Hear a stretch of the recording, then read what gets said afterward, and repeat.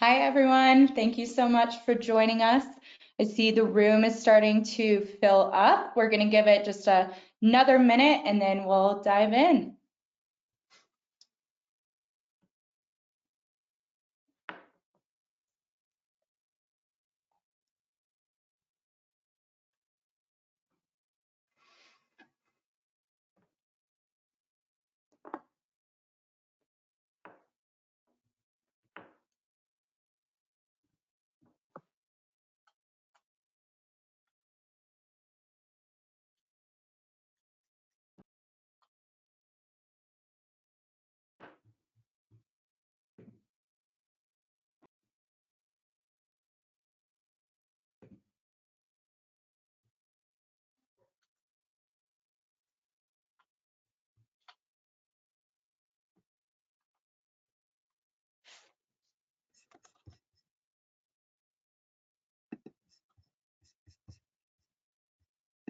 All right.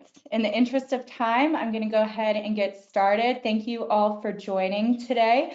My name is Cassidy Swecker. I am a member of the LiveSwitch team. I'm super excited to kick us off today for our Mastering Cash Flow Management webinar, and most importantly, to introduce you to today's speakers, Eric Wirks and Allison Endicott of Wirks Moving Storage, and James Hatfield, the Chief Revenue Officer here at LiveSwitch. Now, before I get into the fun stuff, I'm just going to quickly go over a couple of housekeeping items so that you know how GoToWebinar works here. Everybody is in listen-only mode, so please enter any questions or comments that you may have in the question box in your GoToWebinar toolbox. That will be found in the footer of your screen. I will be monitoring the question box throughout today's session to answer those questions live as we have time, in addition to the around 10 minutes that we have allocated for, 10 to 20 minutes that we've allocated for a Q&A session at the end of today's webinar. A recording will be distributed to you via email after today's event. Our goal is to answer any questions that you have live today. If for some reason we don't get to one of your questions, we'll make sure to follow up with you via email. Today's agenda includes introductions so that you can get to know Eric, Allison, and James. Then we'll get into the bulk of our session around mastering cash flow management. And then again, lastly, followed by our Q&A session, 10 to 20 minutes at the end of today's webinar. So without further ado, I will now tell you a little bit about our presenters, starting with Eric Wirks. Eric is a bona fide expert in the moving industry with almost 20 years of experience. Eric started out at the largest privately owned van line in the world, and at that time, and was heavily involved in corporate, military, and international moving for some of the largest companies and government agencies in the world. In 2009, Eric took $2,000 that he had saved and started Wirks Moving Storage with one truck. Today, Wirks is one of the largest moving and storage companies in the greater Atlanta area. With his deep expertise and diverse knowledge, Eric has been on several industry podcasts and also mentors and consults with other business owners all over the country. Thank you so much for being with us today, Eric. Thank you for having me. Next, I am going to introduce you to Allison Endicott, who is the CEO of Wirks Moving Storage. Allison is an expert in the household goods and moving and storage industry. Her passion for customer experience, professional development, and forecasting has been pivotal in establishing Wirks as one of the premier moving and storage companies in the greater Atlanta area. Allison also has an extremely diverse background with experience in developing website applications, and specifically at Wirks, she developed a portal that provides critical insights into the health of the business and makes day-to-day operations more efficient.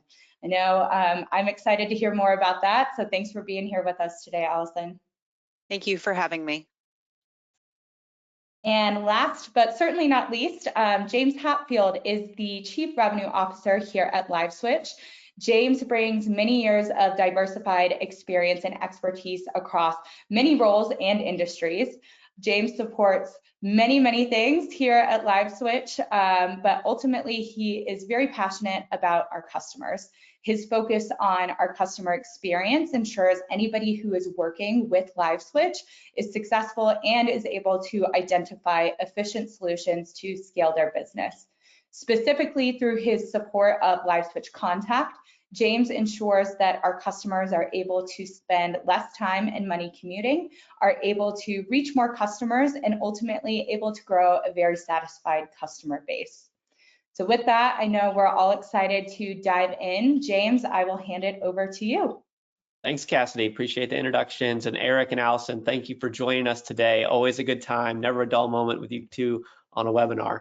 And so it's no mystery, we're in a little bit more turbulent landscape than we'd like to be in, right? So we're having to tighten the screws and the bolts of cash flow management. So before everybody in the audience starts to glaze over, we want you to really tune in, because right now is probably the most important time to button up and get tight on your cash flow. What do you think about that, Eric? Yeah, 100%. It's just one of those things to where if you don't understand what this is or how to do it, you should have done this yesterday. It's one of the most valuable things we've ever done for our company, and I'll be fully transparent about this. I'll be very frank, we got punched in the face end of fourth quarter, beginning of first quarter, end of 2020, end of 2022, beginning of 2023. If it wasn't for the CMS cash management system we run, and if it wasn't for the financial discipline we have as a company and myself and the huge reserves we had, we probably wouldn't be having this conference today. After the end of first quarter, we were literally near $500,000 in the red. And that's one of the byproducts of being a very large company and having a very large break even. I think our, and Allison can correct me, I don't have the exact numbers, but I think our break even at one time was $700,000 a month. And we've got that break even down to around the $500,000 a month mark. I think that's, Allison can give you an exact number, but I think that's pretty accurate. And one of the great things about having a CMS is that you can identify things right away. You can see where you're at, where you've been, where you're at, and where you're going. We run that on a weekly basis. At minimum, you should run that on a monthly basis. Because there's nothing that I do not like most than throwing darts at stuff, guessing, you know. I would say that cash flow management is just as important, if not more important, than having a strong sales department, because we all know sales solves all problems, you know. So because of that and many things, we were able to make all that money back and get back in the black, get stabilized, pivot, because I'm pretty confident that probably every moving company out there in the entire country at some level or another has had to pivot. And if you haven't pivoted, God bless you, because that's probably a very dangerous place to be. And that's one of the things that this does, is that it takes all the guesswork out of it. It takes all the gut feeling out of it, you know, because the data always tells the truth. Regardless of what you hope it may or may not be, the data is going to tell you the truth. And that sometimes that's a very good truth, and sometimes it's a very hard truth. So yeah, that's why we're at where we're at, and we've restabilized it. And there's nothing more frustrating than knowing the answer, because sometimes things take a long time to turn around, to stabilize, to implement. And there's nothing, at least speaking from my own experience as an owner, there's nothing more frustrating than having the correct direction to go and having some of those things be big projects, and knowing those big projects are going to take some time, and still watching the financials go down, the money go down. Like, I want it now. Like, I'm hemorrhaging money. I want to fix it right now, but it's not the reality, you know. But the thing is, though, is that it can give you a much greater level of peace of mind, keep you reacting logically and not emotionally.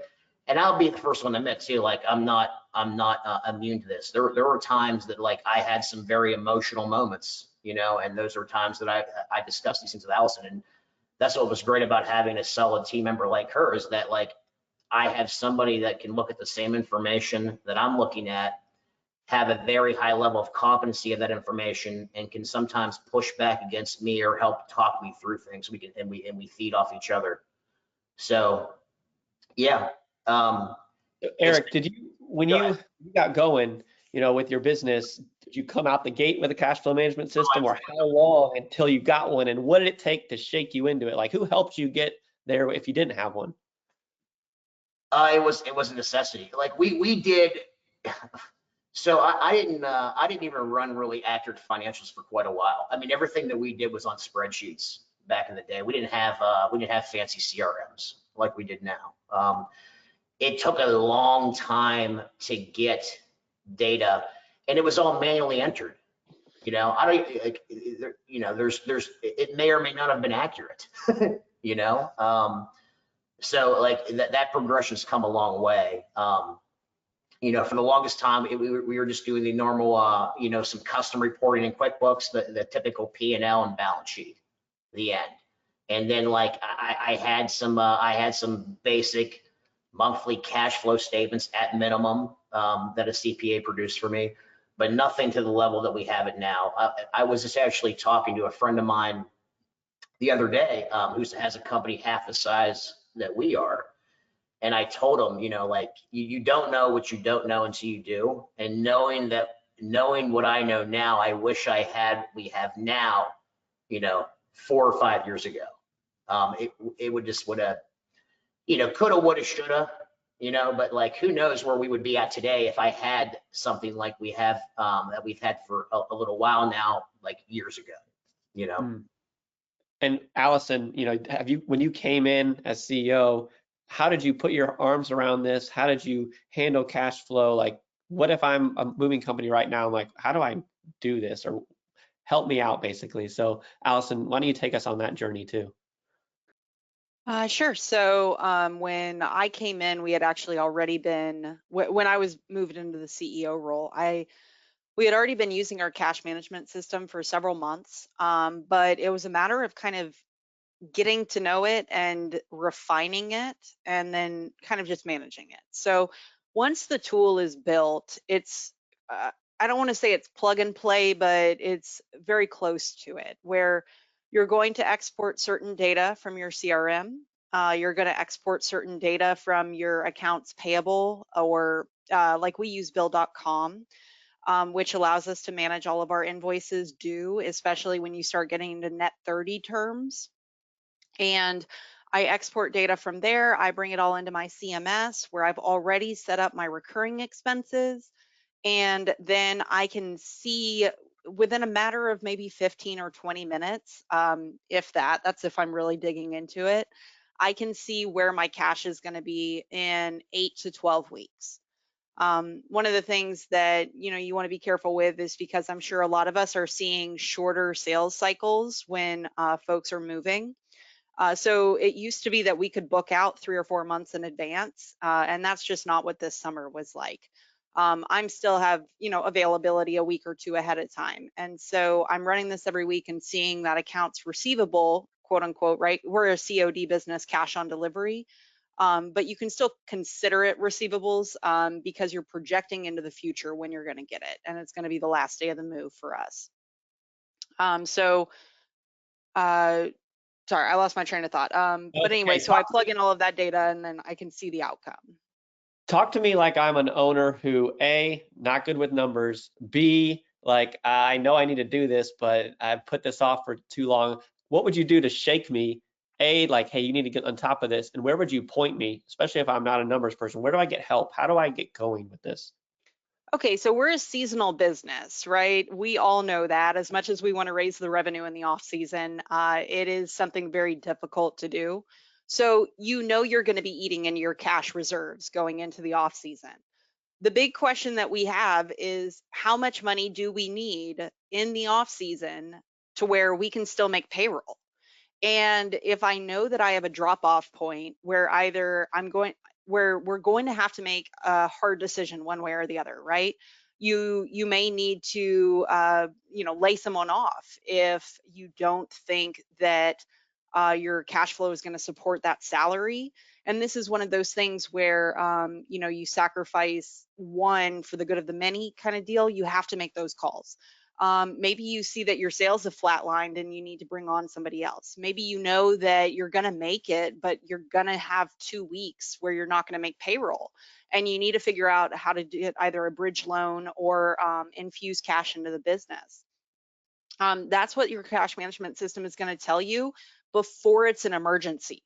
The last thing you want is to go and run payroll and see that you don't have enough in the bank account to pay the people that you're tasked as a leader of taking care of.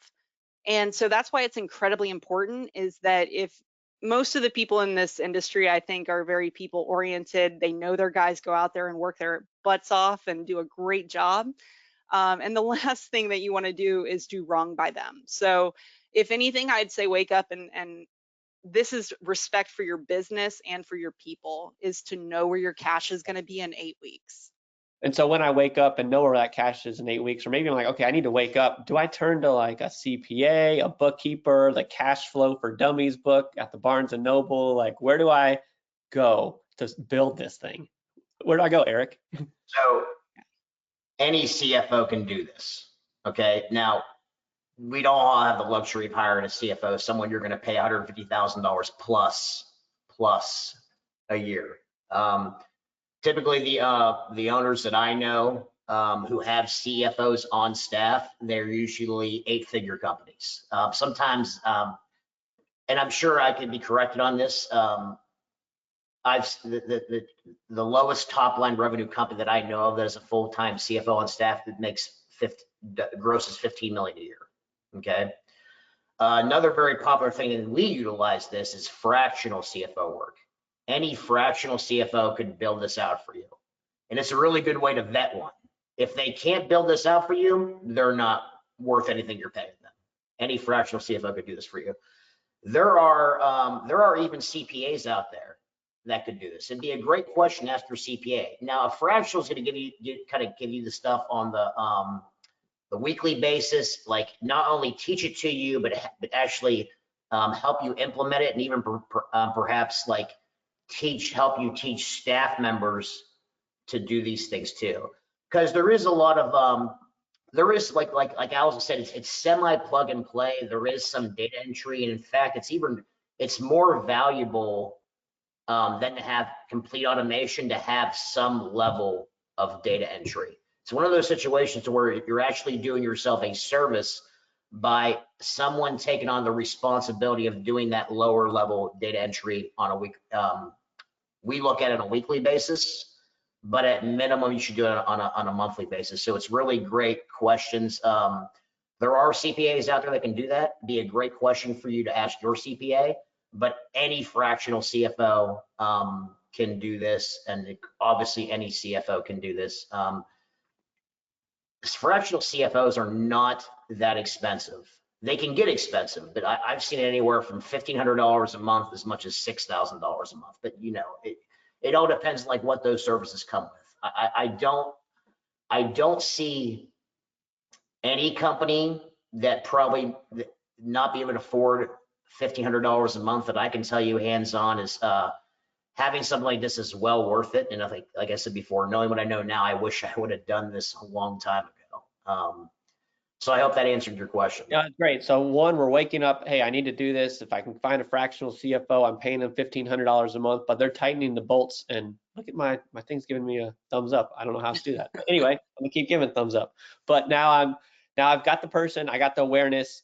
Talk to me, Allison, about like, I think you guys use a tool called like Cogent, and maybe now coach me through like the actual process. Like give me some of the, blocking and tackling of what you're doing with your cash flow. Now that I know I need it, I got a person.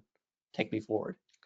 So the tool that we're using, it's a spreadsheet, and this spreadsheet has like 10 tabs, right? But I focus on 4 of them, right? So one of the tabs is kind of a projection tool that I'm using to bring in historical data. And this is one of those things where you say, talk to me like I'm not a numbers guy, for that. this is certain, like you either need to find somebody who is a numbers person at least to set it up for you, or you got to just kind of stretch your muscles and become a little bit of a numbers person in this case, which I find most business owners are very inclined to do, right? Numbers are the language of business. But okay, so you know what you're going to do is you're going to take your baseline where you're starting right now. So what is my balance in my bank account right now? Okay, so you're going to put that number in one spot. Then what you're going to do is you're going to say, what am I expecting to earn? So the way that I do this is fancier than what somebody else may do, right? So what I do is I export I'm trying not to sound too technical, but I'm going to launch into it and y'all let me know if you need clarification. I'm going to export a CSV file from my CRM, because then I can import it into my spreadsheet. And then what it's going to do is calculate those numbers based on the due date of the payment that I'm going to receive. So what that does is it stretches it out across a row of dates, right? So I've got what I started with, and then this is the income I'm expecting to bring in. Okay, so now you need to figure out the income that's going to go out, and that's where I do my recurring fixed assets, overhead. So I know that I'm going to spend, like let's say $1,000 a day on ads. I know that I'm going to spend, I'm just going to throw numbers out there, but like $5,000 a month on a truck lease, right? I plug in all of these recurring numbers that I know are going to come again and again and again, and then those are going to come out, let's say the first of the month. So I know the first of the month I'm going to take a hit. So every 4 weeks, I'm going to see a big number in my expenditures column or row. And then going down from there, then you're going to have your payroll, which I calculate as a percentage of my revenue, because, outside of admin salaries, which I calculate separately. So then you're going to do your one-time payables, like claims, right? Somebody came in, they need $800 to replace whatever. So once you have all of that, now you've added that you've started with this balance, and then the next week you're going to add this much and take away this much, and then the next week you're going to add this much and take away this much. And what it does is it just creates an understandable flow of cash. That's how it's naturally going to happen. It just gives you insight into it ahead of time. You can do this without importing data. You can open up your CRM and run a projection for this week and this week and this week, and then you can just put those numbers in and plug them in. Especially if you're running it monthly, because the numbers aren't going to change as frequently. But if you are doing it weekly, just keep in mind you're going to run like 10 reports to get a 10-week cash flow. Hey, James. Yep. I have a good question. Allison, speaking of spreadsheets, Kyler Kreider said, we use Google Sheets for cash management, but it's very manual. Is there good software for cash management systems that you would recommend? I have never looked into any software for cash management, so I don't have an answer for that. A lot of your fractional CFOs, a lot of them come with like their own dashboards that they could, as I've seen it being offered many times, that could probably be an extra cost. But a lot of your fractional CFOs that you can hire will come with their own dashboards, kind of like a software platform that all the stuff can flow into that I've seen. Are there actually softwares dedicated to this? Maybe. I know it would be extremely valuable to have this in a CRM, but at the same time, I know how a lot of CRM companies operate. And if I'm a CRM company, I'm not going to spend a bunch of money developing something that maybe less than 1% of my client base is going to use. Even I know that, so if enough people want their CRM to do that and they're actually going to utilize it, maybe you could probably talk to your CRM provider. I know that like Smart Moving and Movegistics have gone down the path recently of doing like job costing and forecasting within the CRM. I'm pretty sure. I'm not sure if Supermove's done it. So I know some of these CRMs are starting to go down that path. I can't see that being nothing but valuable. But the spreadsheet we use is very, very simple. And I'm sure people are going to ask us, hey, will you share what the tool you use? And we're not going to do that. And the reason why is that the power in this is you actually taking the journey. Just like I know everything that's valuable in my life, I've put some effort in to making it happen. And when you put effort in, and there's something you pay, whether it's sweat equity or not, it's more likely to be more powerful and actually utilized in your company, not just another free thing you got putting in no effort that you put on the shelf to collect dust. Thank you. And this may be to build on that, and I don't know the question asker's size, but if you have a team around you, you can always have each team member do a specific part of it. You know, like if you have a sales manager or a team lead or a sales rep that you trust, then you can have them enter in the accounts receivable, you know, the expected income that comes down. If you have a bookkeeper, then they can enter in. If you work with a part-time bookkeeper, they should be able to give you a list of the recurring expenses, and then you can just run off those. So by utilizing your team, you can take this off of your shoulders and kind of spread it out if you don't already have that. Yeah. Hey, James, we have some questions flowing in. Do you mind if we take a second, go through a couple of them? Let's do a couple more of those, and I want to keep layering on top of the foundation that Eric and Allison built. But yeah, Q&A, let's go. Okay, Allison, first one here from Toby Martinez. What percentage do you typically allocate for labor? Hey, Toby. So let me actually answer that solidly.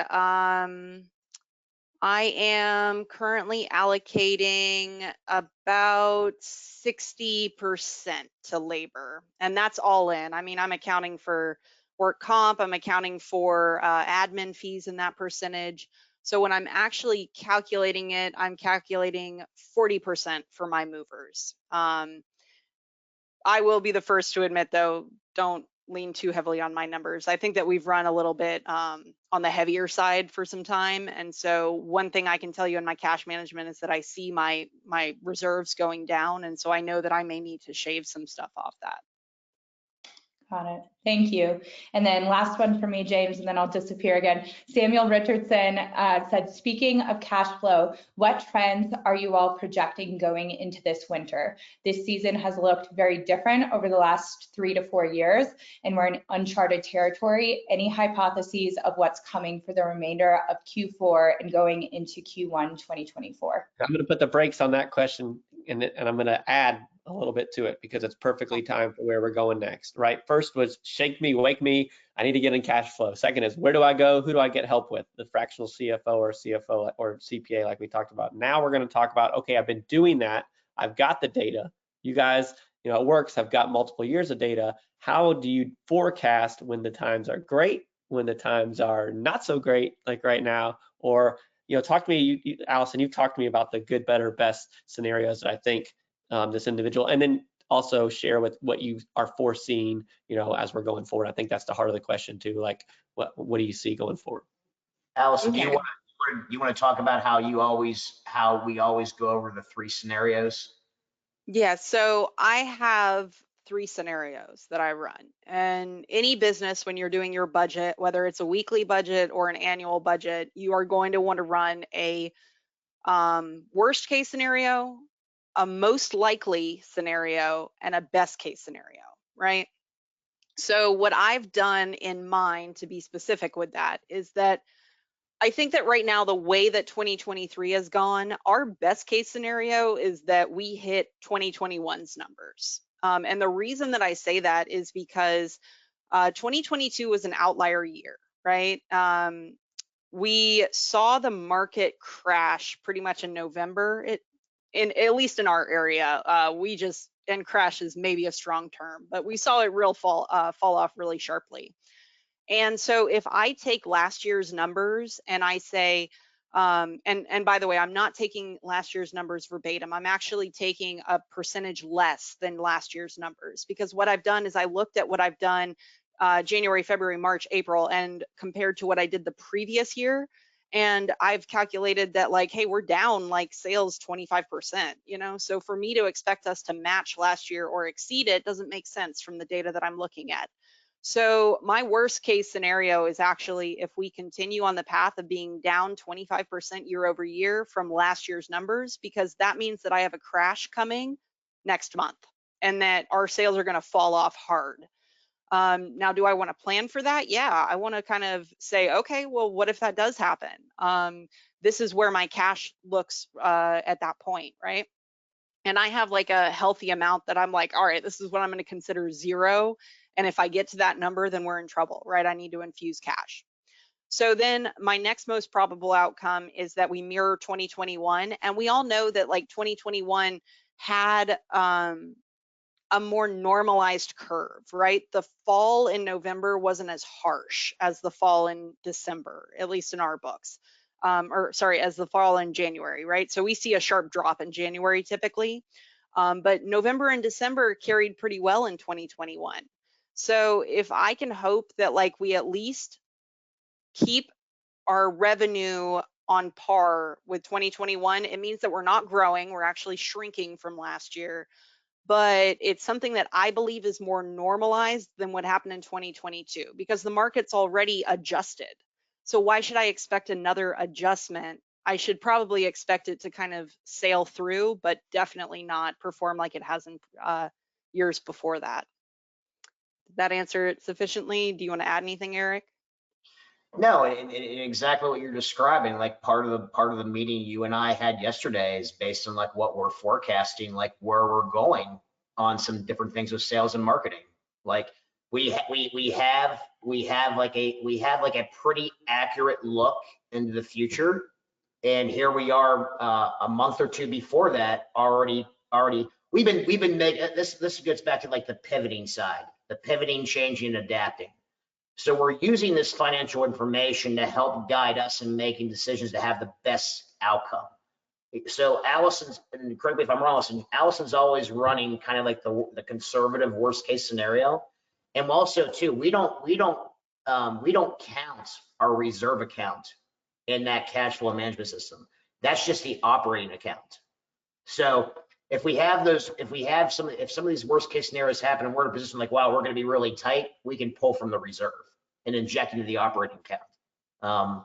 So that's the great thing about it, is that we can make decisions in other departments to help us reach the best. Because without showing it, the best case scenario on our cash management system looks wonderful, and we can always try to make decisions in other parts of the business to give us the best shot at the best case scenario, if that makes sense.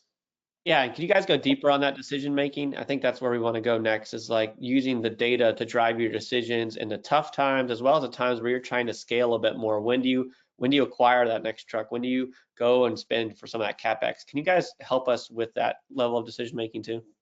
Yeah, so we're not like, there's no focus on CapEx fund right now. And CapEx fund, capital expenditures, that's like what that means is like that can be a separate fund. Like when you want to invest in growth in the business, that could be in another location, another building, more trucks, software, take your pick, And what's great about building another bucket you can have as well is like your taxable account. The money you're earmarking to pay the taxes you're going to pay. Like, so the great thing about our cash management system tool is that we can have as many buckets as we want. And then basically it's almost like you're giving every dollar an assignment that comes in. And our reality is right now we're running two buckets: operating account, reserve account. Now in a perfect world, like hopefully, eventually we'll be able to start putting stuff back in the CapEx account. And obviously, yeah, I'm running the taxable account too, but no, so we don't have the luxury of having the CapEx account being funded right now. So that's definitely not happening. Right. In the good times, though, yeah. Go ahead. I was going to say, when the good times do come, and they will come again, right? So what you're going to do is you're going to look and see, you're going to have like a point where you're like, I have plenty of cash on hand, right? And what Eric's getting at with the reserve account is that you'll set a number, and hopefully you have enough historical record to know what that number needs to be to get you through your worst times, right? So let's just throw it out there that says like, okay, I need $250,000 in the bank to get me through my worst months where my revenue is going to eat up all my revenue is not going to keep up with my overhead expenses. And so I need to have this cash on hand. Okay, now that I've put that cash on hand, what am I going to do with the rest of it? So this is where you can actually set it up as a line item in your cash management system to where, let's say each month you're going to, or each week, you're going to set aside $5,000 of your revenue for a new truck, right? You want to put a full down payment on it so that you don't have to spend a lot monthly. So what you're going to do is you're going to forecast that out from your cash on hand, and you'll know if you can give more or less to that CapEx account, because you'll know that you've hit that 250 cap, or that if you contribute 10K to that one and 10K to this one, then you're going to hit your goals, right?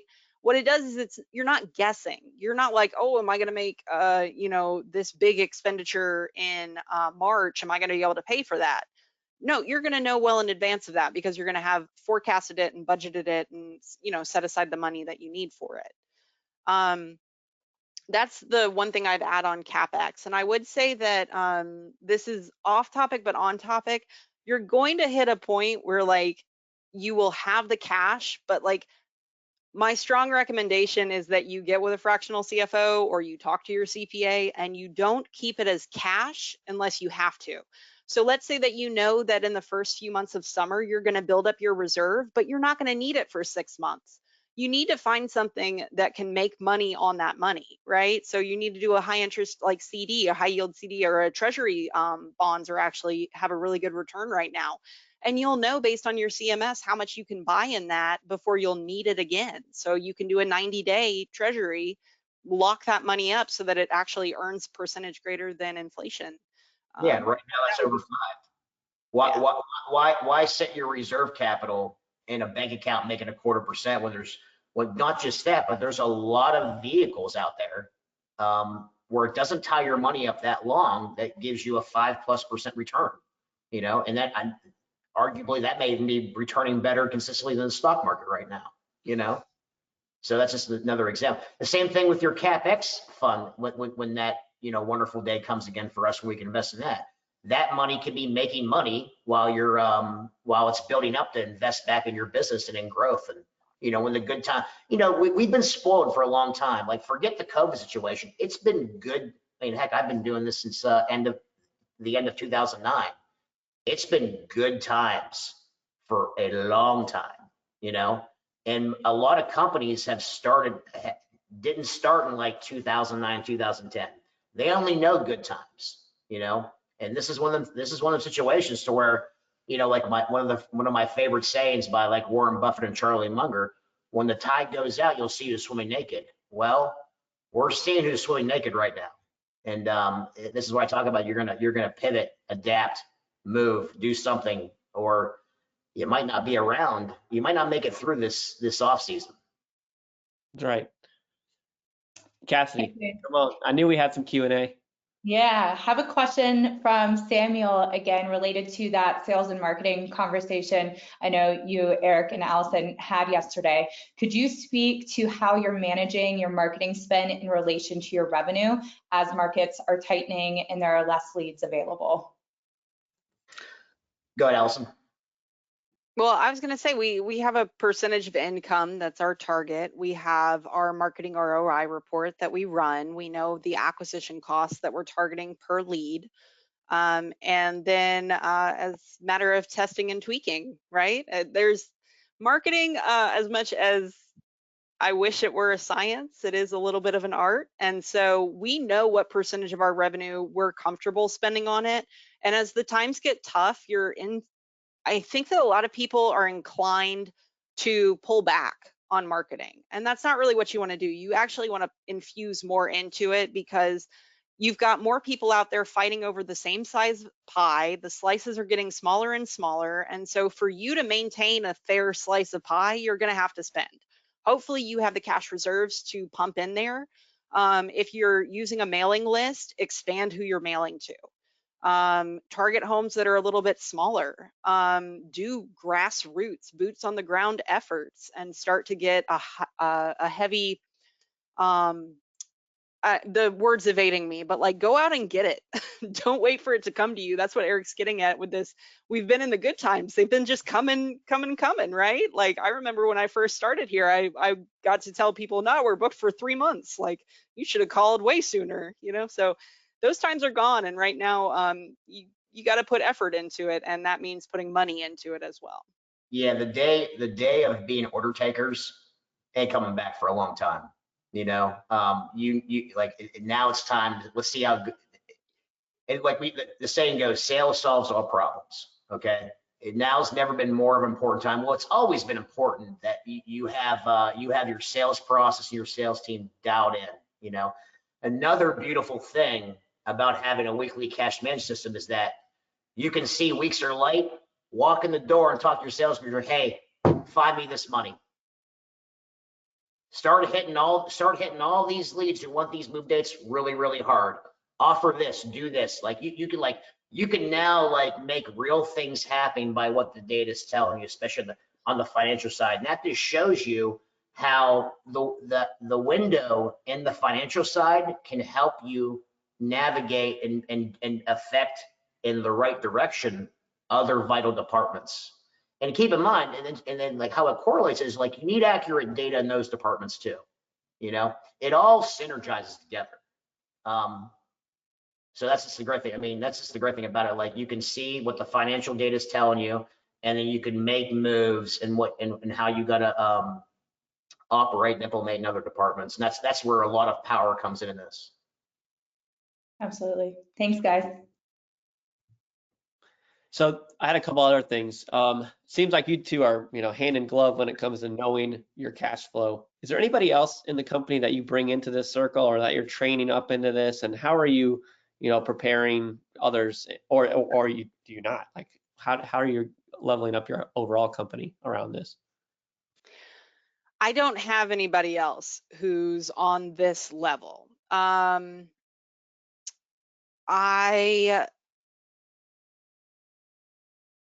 You could consider that to be where we have like opportunity for growth. But this is kind of that concept of like open book management, where you want to disclose to the correct people the correct information. Seeing a cash anytime. Our society is so inclined to see up and to the right, up and to the right. And when you see down and to the right, you're like, that hurts, but what Eric and I have is insight into what that really means. And so if you expose like too much of your group to it, if you are going to do that and you are going to expand it out to where you have a lot of people seeing the end result of the data entry, you just want to make sure that you're educating your people on your vision and what you intend to come out of that. I don't have anybody like in my team that's handling the cash. Our bookkeeper is actually outsourced, and so she's wonderful, but she's not necessarily doing the cash management side of things. Our CPA, that's on a higher level. Our fractional CFO, I do share that with him. So he is in the loop on our cash management, and he and I have gone over it several times. But yeah, as far as inside the company, there just isn't that role. And that's good advice in and of itself, right? It's like now's the time to be running lean. You run as lean as possible in these times. Get maximum utilization of your team. Like we got because like I said, remember I told you we went from like a $700,000 a month break even to $500,000. That's a $200,000 decrease we went through over the past 9 months gradually. And not a substantial amount of staff change. We're just getting the most we can out of our staff. A lot of cross training. It's never good for one person to be the only person that knows how to do that, even if it is documented. Cross training's at a certain extent a very important thing as well. Where did you guys find areas to cut the fat? Like, how did you go from 700 to 500? Where did that come from? Management. Well, I know. I was going to say, Eric, there were absolute payroll line items that changed. You really have to take a look at it. What we had, I've heard this mimicked from several different companies, but and in hindsight, it seems like we just missed the elephant in the room. But we were geared up for growth. We hired with the intention of doing like 20% growth in revenue. And where we did not react quick enough was to shave off that admin overhead when the time came. When we saw that it was a downward trend, that it wasn't going to bounce back, that's when we started to eliminate management positions, consolidate responsibilities and roles, watch your labor margins. That is number one. Watch your guys out in the field. If your CRM can't do job costing, you need to be doing job costing. You need to know how much you're paying your guys to go out there. If you guys are paying port to port, you need to make sure that they are not wasting time in between, because that's where you're actually going to recuperate the most valuable and powerful dollars is in your gross.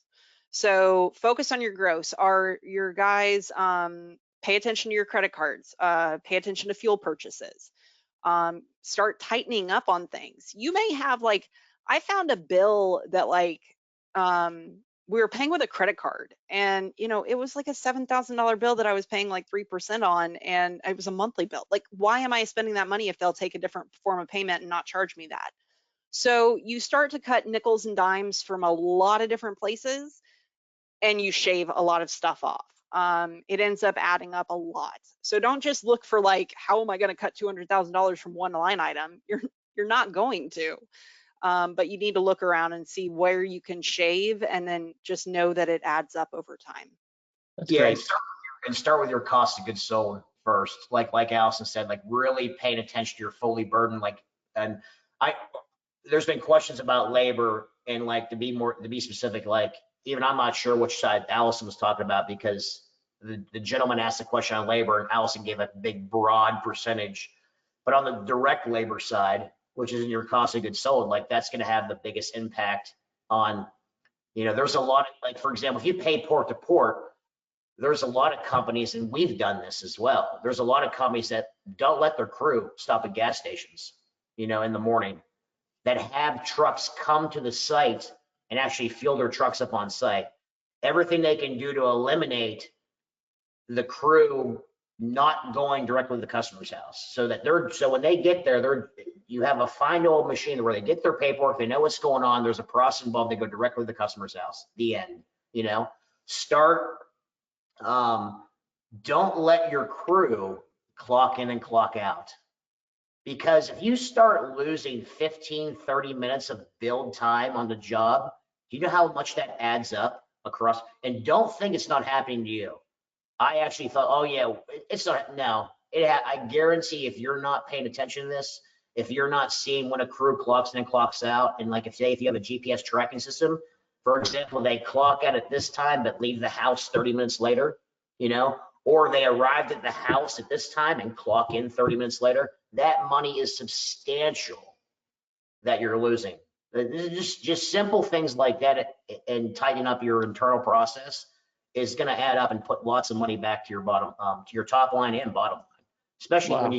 when you, because that alone right there will get you a better return on your direct labor costs, and therefore you'll have a higher gross profit. And having a higher gross profit is the biggest needle mover to your bottom line. And then look at, like Allison, look at your expenses. Think about like our personal lives. There's a reason why there's an app out there that'll show you and help you discontinue all your subscriptions. I can't tell you how many people probably spend close to $100 a month, maybe more, in subscriptions they forgot they had. Just another example, another analogy I can apply to what I'm talking about. Yeah, I love that. And if anyone has questions, please put them in the chat. Cassie will come back. We'll have another 5-6 minutes of questions. I had one last question. Cassie, we'll let you go, and then with some questions, and then we have a final tech demo at the end. So my last question for you guys is, what are you doing to grow yourself in this? Like, where are you going next with your own cash flow management system? Is it good, buttoned up, you're happy with it, or are you what are you gonna tweak with it, Allison? I see you smiling, so I'll let you answer this one. Yeah, well, and as you know, I led this conversation with its plug and play, and what is not plug and play is your budget, and your budget's something that's going to live and breathe and evolve. And so what I do is I will go back and I will check myself on my forecast. And I actually have a chart where I plot out what I thought it was going to be in my best, worst, and most probable case scenarios, and I draw where it actually was. And so this is where doing the hindsight and looking backwards and seeing how accurate you were is going to help your future forecast. Because I think it was like, what, a month and a half ago or something that I added in I tweaked one of my projections, because I was like, this one's not even useful. Like it's so far off of what reality has been, it's not even worth looking at it. So you always want to check yourself historically. And like, that's not something I do every week. I'll do it probably once every month to 2 months. I'll just kind of check myself and be like, do I need to tweak this going forward? Love it. All right, Kathy. All right, I have a question, Eric, related to what you were talking about with direct labor costs and labor management. There were a couple of comments that came in that just said those numbers are out of control for us. Do you have any recommendations or tips with processes that you put into place to eliminate or avoid some of those unnecessary costs that you were incurring? Yeah, the simplest way that I could answer that for that, whoever asked that where they can have an impact, it starts at the top and works all the way down to accountability. Every position in the company should have some form of daily checklist and end of day report. So that way you know who's dropping the ball and who's responsible for what. Start it out manually. Make them send it to you in an email. Okay.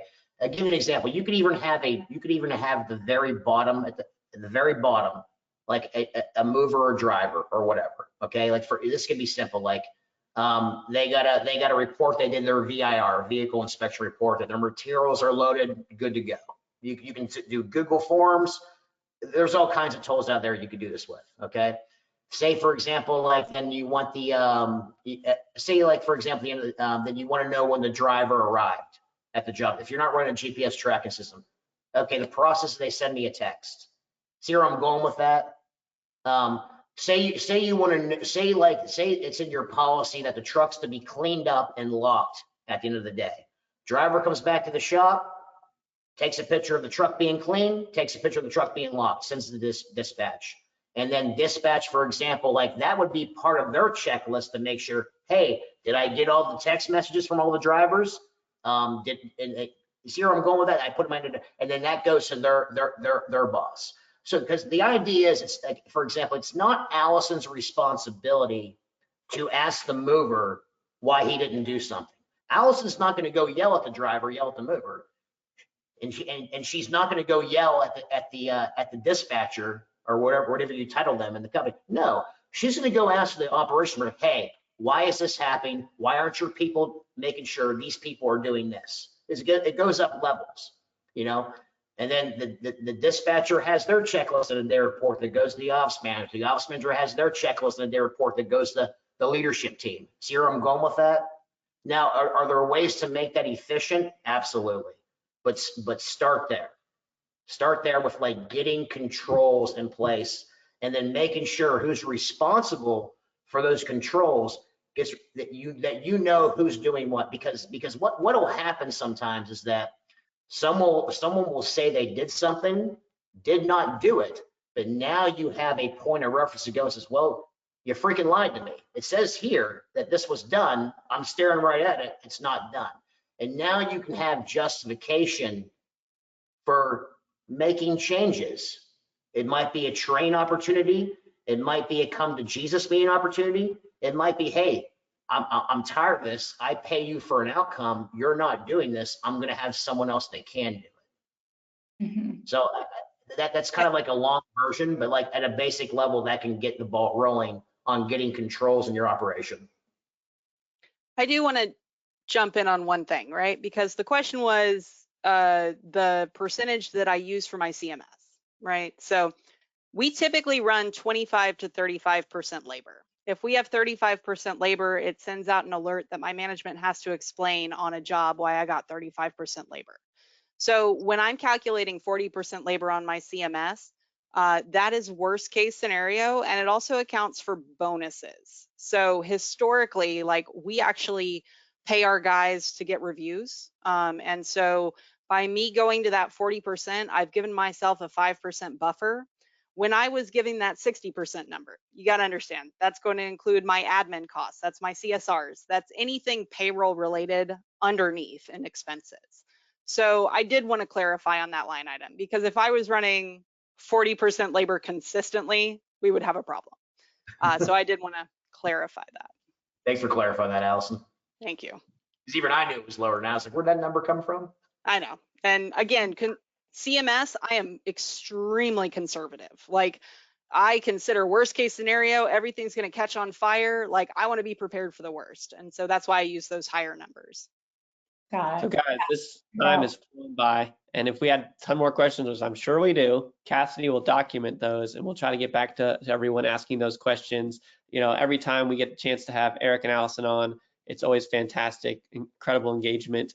And that really is going to kind of button up all of our Q&A, our overview, and we've always spent usually the last 5 minutes just talking about the technology that Eric and Allison use and what we have here at LiveSwitch, if you want to stay on for that. But Eric and Allison, their team uses LiveSwitch all the time, all right? And I know you guys are using it in your virtual estimates, and I'm not sure if you guys have started using it for all of your video documentation. And I'm gonna talk to you guys about a new feature that we're launching next week that Allison and Eric don't even know about, but we're gonna add it to the platform here as well, which I'm sure you'll be pleased to do. But I know your sales team is actively using this on your bidding, expanding your reach. So what you're looking at here is LiveSwitch Contact. I know you guys have both seen this before and use it often. But this platform can be used on a PC, a Mac, an iPhone, an Android. We are device agnostic. There's no apps to download. So when a customer calls in for a bid or reaches out, right, Allison, you correct me, you guys use this every day. The sales team will text out a link to the customer. I'm going to text myself in this case, not ideal, but at least you guys can kind of see how this works. You put in the customer name in case you need to use it for later or reference it later, right, to show the team, or reference it for claims if something were to happen. And what will happen is when I hit send, it is going to send me a text right now as if I was a customer, and I'm also going to act like the agent. So what you're seeing on my screen is what the agent sees. So it starts to load up here while the text is coming through. And there's my text. I just got it. Well, the customer clicks on the text, and all they'll do is they'll click on it, opens a browser. Again, we do not care Android or iPhone. And then it only simply asks me allow the camera. Once I allow the camera, we're rocking and rolling. So it's going to load up on my phone here. And I am recording everything, right? So as I come up here, I am recording, hi, Mr. and Mrs. Customer, this is Wirks Moving and Storage. Can you please walk us around? We'd like to see, can you please flip the camera here? So I'm going to switch the camera around, and I'm going to need you to move some stuff here. And I can take, as a mover, I can take remote photos. Oh, I'd love to get a photo of that hammock hanging thing, and I'd like to get a photo of whatever expensive items, right? But we are recording everything, and that is it. Very simple, very easy to use, and I've ended that call. And that's one way that gets used, text to connect. The other way is a video Dropbox. So maybe someone's not at the apartment, home, or office. The team can say, hey, look, we're going to send you a text. When you get to that apartment, just take us, a video of everything. If you miss something, our team will let you know. And the third way that's going to come out, again, Allison and Eric weren't aware of this, is for your on-site folks. So we're going to add a new button, a new quadrant here. So an on-site person can come and go on their Android, iPhone, click a button, and just start recording. They don't have to wait for a text or anything. So the ops managers are saying, hey, if they're going on site to do maybe a follow-up bid, or they're going on site and they're getting ready to do the move, hey, just give me a quick video documentation of everything just to cover our behinds. We talk a lot about reducing claims. Eric and Allison have both talked about this in previous webinars, but this is what's coming out as well. But this is LiveSwitch Contact. If you have questions, comments, anything, just reach out to me or my team. We'd be happy to answer questions. Eric or Allison, did you have anything else you wanted to say about the technology before I kind of stop showing off our baby, so to speak? No, it's a great, I'll say it's a great tool. Our sales staff uses it. We don't have issues from the customers. They love that there's no app to download. It's quick and seamless. And we didn't pay Allison to say that, by the way. Actually, Allison and Eric found out about us in a mastermind group, I think, and then ended up purchasing with Allison, and then they've been using it ever since. I think you guys have been customer only since the beginning. I think the team was using it for quite a while before I even realized that we were using it with y'all. That's the great thing about having a great team. Like, they just can run with stuff. I don't have to know about it. Yeah. your team's been fabulous. I know Nathan at your team has been also helpful, helping some of our other customers and kind of leads the way there as well. But we're grateful for your business, and thank you for joining the webinar, everybody. Allison and Eric are fantastic. If you want to reach out, I know they love to network. Happy to reach out here as well. LiveSwitch, we have all this recorded if you want to share this with anybody. Hope you got some golden nuggets. If you're not doing a CMS yet, go and get a fractional CFO. Start today. If we can shake you and this is the moment you're like, oh, I watched the webinar and that's when I started getting on my cash flow management, then boom, we are grateful for that. And thank you for joining. Final words. Just to say real quick, I know that she's been on before, Tracy Beck, who was Starboard Collective. She kind of took over her dad's 60-minute CFO situation. Like she has lots of contacts for a lot of people out there that she trusts that do like fractional CFO work, CPA work, you name it. So she would be a great source as well for recommendations on individuals that could do this for companies. Fabulous. And we did record a video. We have a YouTube. If you guys want to reach out, I can show you her session that she did a couple months back. But Tracy is fabulous, and I know you guys have recommended her before. She's great. Any other final words, Allison, before we conclude? I know we got about 30 seconds left. You can finish us up with anything else you might want to say. Thanks for having us. You're welcome. Thank you for being here, guys. Nice to see you. Thank you.